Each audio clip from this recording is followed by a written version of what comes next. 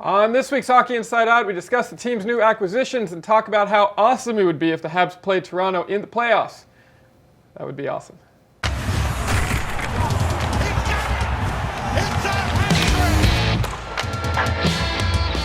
I'm Adam Susser, and I want to welcome you all to the show. These are the panelists that were able to brave through the storm and show up.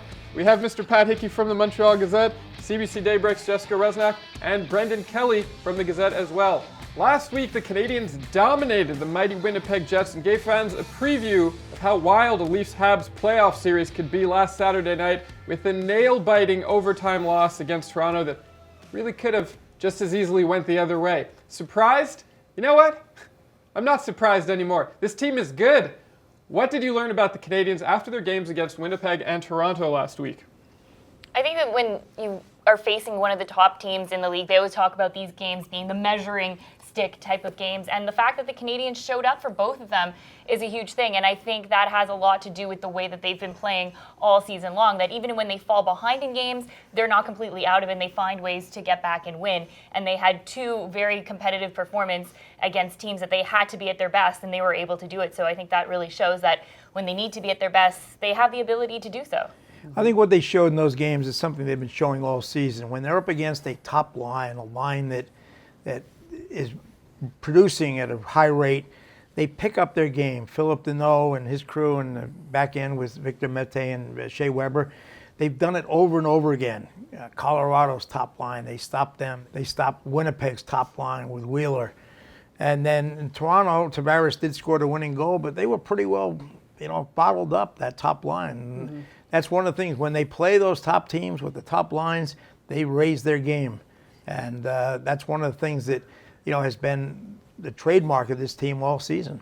Well, to just throw a little negativity out there, they lost to Toronto. From you. Right, of course, surprisingly enough. But, Thursday night against Winnipeg was maybe their best game of the year. It was certainly a pretty stunning win. But I think that, and it was also a great performance, and it shows they can, and Saturday against Toronto, they can play against anyone.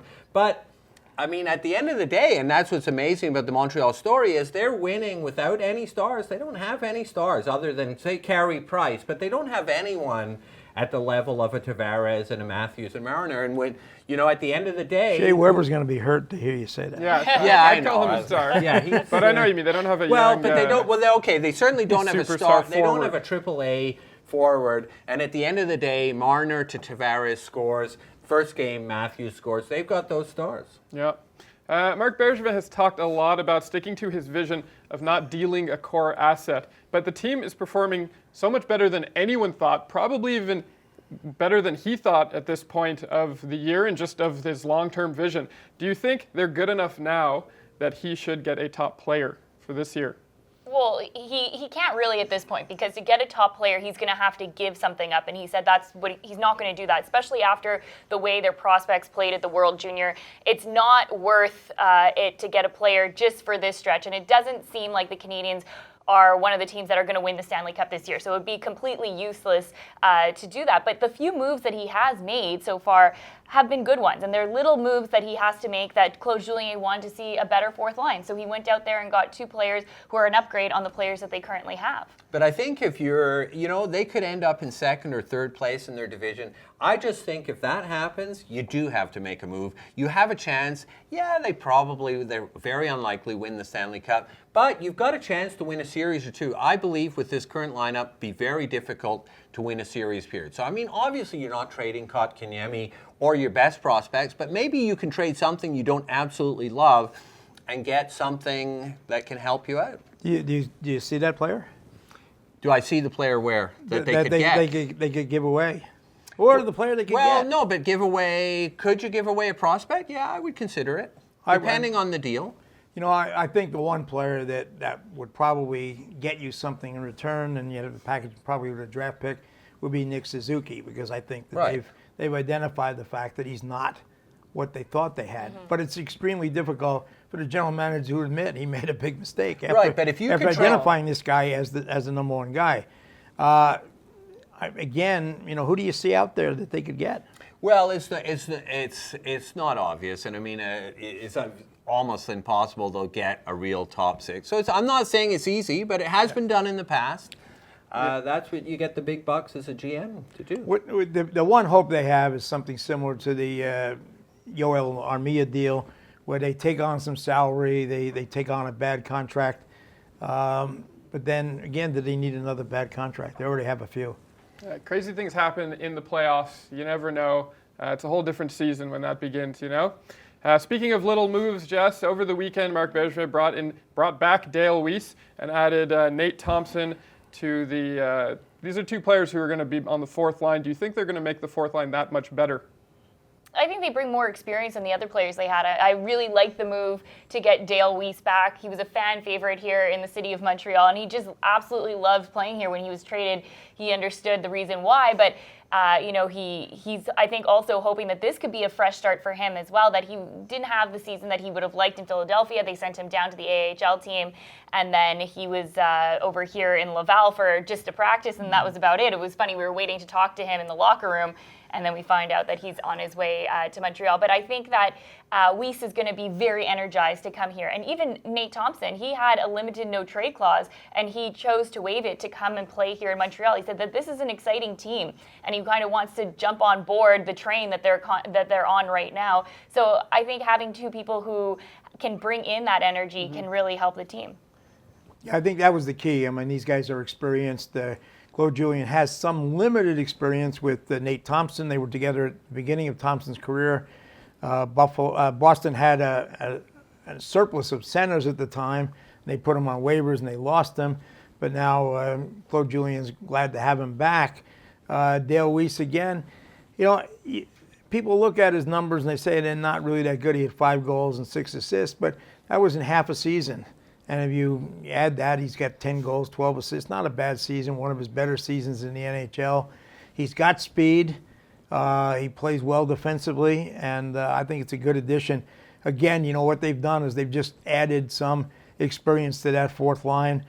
And if you saw the last couple of games the fourth line played, you could see guys starting to feel the weight of having to play a lot of games and a lot of minutes. Mm-hmm. Well, I think, clearly it's an improved fourth line, I think. It seems to be with these players. I just think, let's not go overboard here. It's a kind of marginal move. Yeah. Dale Weise, yes, people love him. It's a great feel-good story. He's saying how much he's happy to be back in Montreal. He couldn't break the lineup in a pretty lousy Philadelphia Flyers team. So let's see. Maybe he'll turn things around here, but who knows? I would be a little skeptical. I think it's a definite upgrade, and there's some intangibles that Dale Weise seems to bring to the locker room, and just you want two players who really want to play in Montreal. That's in line with the mentality of the team, and I think that'll help.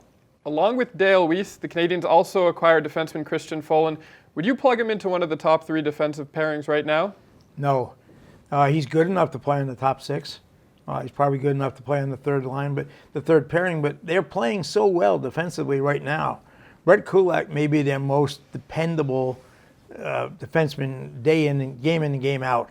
He always makes the right moves. He does all the things they want him to do. He's helped Jordy Ben pick up his game. That's a really good pair together. Folin is here as insurance. If somebody goes down, you can plug him in.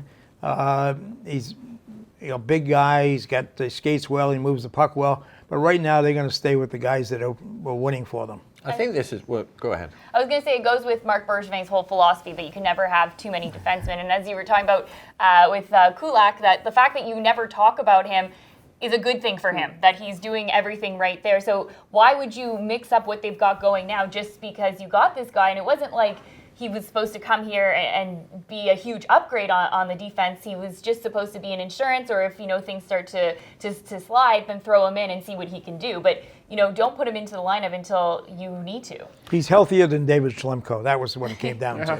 Well, and finally they got rid of Schlemko, and it's funny, that line about you can never have too many defensemen from the guy. Remember, famously, at 1 week he lost 3 defensemen, I think. But I think yes, it's an insurance policy. I think it's really partly about the Juleson thing because he's out, and so you need that. I mean, you're both right. You've got a great or a very good top 6 there, but what if you lose one of those players in the next 2 months? Well, you've got Folin, you've got other guys. I mean, there are guys who have played in the NHL and on the minors right now. Mm-hmm. If worse comes to worse, you've got Carl Elsner. But That's called worst comes to worst. it's whether you can survive with him long term. But right now, I think that they're set in that position. Juleson is problematic. We don't know when or if he'll ever be back. But you've also got Zebia Ouellette. You got Brett Lernout. You got some guys that can plug in holes for a short period of time. Arturi Lehkonen has gone 18 games without a goal. What do you think happened to his offense? He just couldn't finish. That was one of his main things, and it was really frustrating watching him play, that he had so many opportunities, but he just couldn't finish. And now I don't know if it's just more in his mind, that it's weighing on him and it's becoming bigger than it actually is. So that's just something that he has to sort of figure out and find a way to do it quickly. I mean, that line has turned out to be a very good line with them, mostly because Jesperi Kotkaniemi is a lot better than anybody ever thought he would be. Mm-hmm. I mean, they knew he was a good player, but I don't think anybody realized how good a player he is. And he's growing in confidence. At the same time, Lehkonen's confidence is really sagging. But he's still doing the things that Claude Julien wants to see from him. He's still playing a strong defensive game. Joel Armia has picked up some of the slack there. Again, he's not scoring a lot, but he's creating chances. And that's the important thing. I'm not sure. I mean, Lehkonen, he might be a guy that, would be, if he wasn't such a good defensive player, he's a guy who might be on the bubble, a guy who might be tradable. Well, somebody thinks he might become the next Lars Eller, for example. Well, his career, I mean, I hate to say it, but his career is only going in one direction. He had a great rookie season, and it's been very tough ever since. And, one of the interesting talking points, you're right, Pat, that's a great line, the finish line. It's a great storyline that they can chat away and finish on the ice and on the bench. And, they do have some chemistry. But, so Kotkaniemi, yes, way better than anyone expected. Imagine having him with two players who are actually better offensive talents, which I guess is probably what we'll see next year.